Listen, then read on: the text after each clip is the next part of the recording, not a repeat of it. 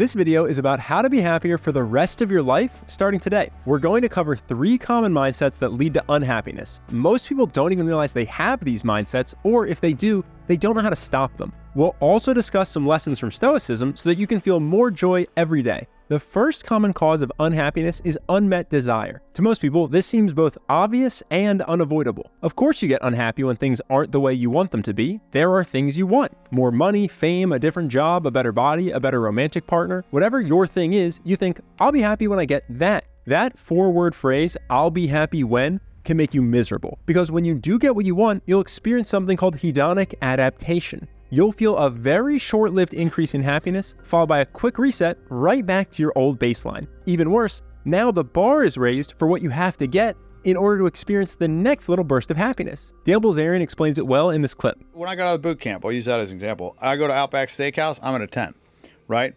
Now, if I go to the best restaurant in the world, I mean, I'm like maybe at like a 6 or a 7. I'm just like satisfied. I got 3 chefs. Like I eat the best food all the time. You know what I mean? So like that doesn't make me happy anymore. The best food in the world, and it's a 6 or a 7. That's what hedonic adaptation does. Now, one caveat here is that Dan's always been rich. He doesn't know what it's like to live below the poverty line. That would obviously change his perspective, right? Do you feel that you're happier right now than when you were broke or not really? Sometimes. It's a sometime thing. But I feel like the way that I have money kind of took away a lot of my happiness. If you think a lot of money is going to make you happy, you never had a lot of money before.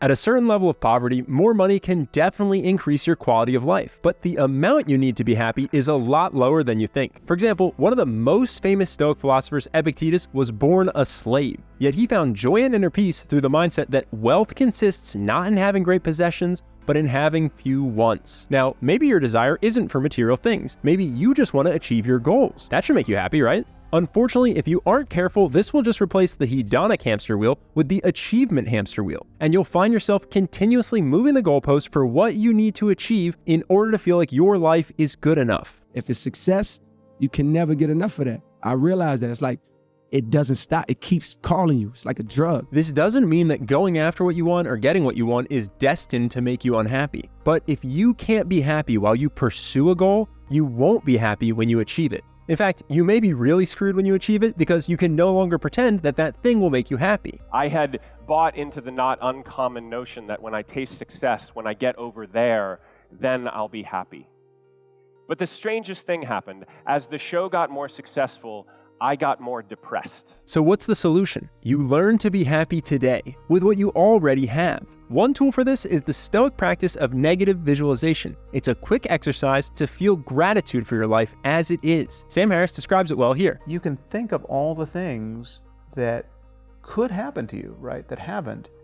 And if any one of them happened to you, you would consider your prayers answered if you could just be returned to this moment. By spending just 5 to 10 minutes meditating on the ways that your life could be worse, you will naturally start to feel more grateful for what you already have. Another secret to happiness is realizing you have the ability to experience happiness right now without needing anything external to trigger it. You are the happiness gatekeeper. You are the only person telling yourself that you aren't allowed to be happy. There's an amazing 8-minute meditation called Uncaused Joy that can help you learn to tap into this internally generated joy that's always available. The meditation is on the Waking Up app. That's something we have no affiliation with, we aren't sponsored, they aren't paying us, but I highly recommend it. Now, I wanted you to be able to experience this meditation for free, so I hunted down a free trial link for you. That link is in the description below. In addition to feeling happier, if you can accept that you need nothing external to be happy, your fear of failure, rejection, judgment, it all basically disappears because you know you can be happy no matter what. Now, on to the next common happiness killer that is sure to make you miserable, isolated upward comparison. This is when you focus on one thing about yourself and then compare it to someone who you think is better than you in that area. For example, listen to this clip of Alex Hormozi. Alex is a brilliant businessman. At the time of this clip, he was worth about $35 million. I'm not Kylie Jenner, you know what I mean? And Kylie's younger than me and wealthier than me, which I'll tell you another one. When I found out she was a billionaire and she was younger than me, I literally had a day where I was I just felt like I felt horrible about myself. Many of us spend our time envying other people. As our life improves, we simply find new people to envy. The cure to this happiness killer is, again, gratitude. You have to realize there are many, many people who would love to have your life. If that's hard for you to imagine, there are 2 YouTube channels you need to watch: Special Books by Special Kids and Invisible People. Both do important work bringing awareness to people that society tends to ignore, and both can remind you that you have a lot to be grateful for. A quick warning for this next clip, it's emotional. After we interviewed last year, you went into housing, you had a house. Yeah, me and my fiance, we had a house together, and she passed away. And then you ended up back outside. Yeah. I was like, I can't be in that house. And you had other bad news. Yeah. Got pancreatic cancer. Stage 4. They can't do anything about it. It's already spread from my pancreas all the way to my right side. So, I'm looking at a year.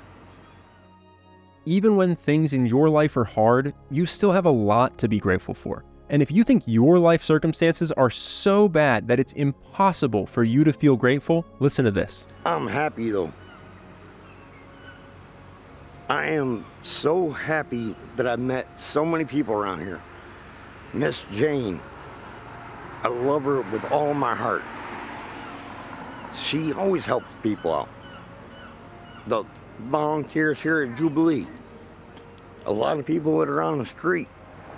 That's what I'm proud of. I've had a good run. 43 years, good run. It's all right. There is something important to remember when you're thinking about the people living in tougher conditions than you. You are doing this to help you appreciate your life, not to negatively judge or feel superior to other people. Negatively judging other people is a poison. Judgmental people don't know how to feel good about themselves, so they tear down other people in their mind to give themselves a temporary feeling of superiority. This is extremely self-damaging, because the way you think about other people informs the way you think about yourself. If you are harsh towards other people, then when no one is around, your mind will turn that same habit onto you. Now, on the other hand, if you get into the habit of thinking kind thoughts about other people, showing them compassion and empathy, you're much more likely to do that to yourself too. There's another great tool for recognizing that you are already living the dream life. It's a quick audio titled, "You Are Living the Dream Life." It's also on that Waking Up app, but for this one, I actually found a free link so you can listen to it without even having to sign up to the trial. That link is in the description below. Now, there's one more habit we'll cover today that almost everyone allows to ruin their life: expectations. One of the quickest ways to make yourself miserable is with the phrase "supposed to," or alternatively, the word "should." If you have a habit of thinking that someone should have treated you better or things were supposed to go differently in the past, you are creating a happiness gap between reality and an imagined reality. Epictetus has a lesson that will change your life here if you let it. Happiness and freedom begin by understanding one principle: some things are in your control and some things are not. When you learn to distinguish between what you can and can't control, inner peace and outer effectiveness become possible. This doesn't mean you have to pretend everything that happened to you was great. It simply means it happened, you can't undo it, so instead focus on what you can do now. Sometimes life feels hard.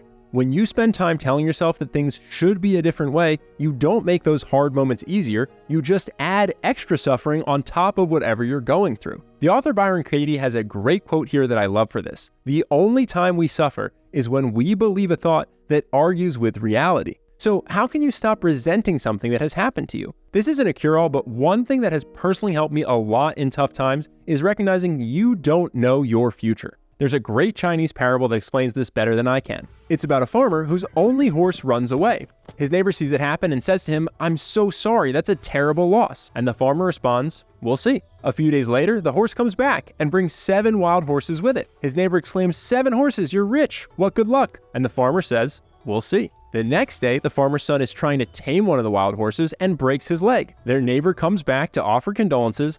"That's just terrible luck." And again, the farmer responds, "We'll see." And on the last day of this story, the emperor's men come to the village to draft all the young men into the army. The farmer's son with his broken leg can't go. And when his neighbor congratulates the farmer on his good luck, the farmer responds, "We'll see." As Roman emperor and famed Stoic Marcus Aurelius said, if you are pained by external things, it is not that they disturb you, but your judgment of them disturbs you, and it is in your power to wipe out that judgment. You might think that's easy to say when you're the most powerful person in the world, but this same mindset helped get Epictetus through slavery. He taught, we suffer not from the events in our lives, but from our judgment about them. To end this, I just want to say thank you so much for watching this video. When I do my own gratitude exercises, I feel grateful for you. The lessons I picked for today have all had a great impact on my own life, and I hope they can help you be happier.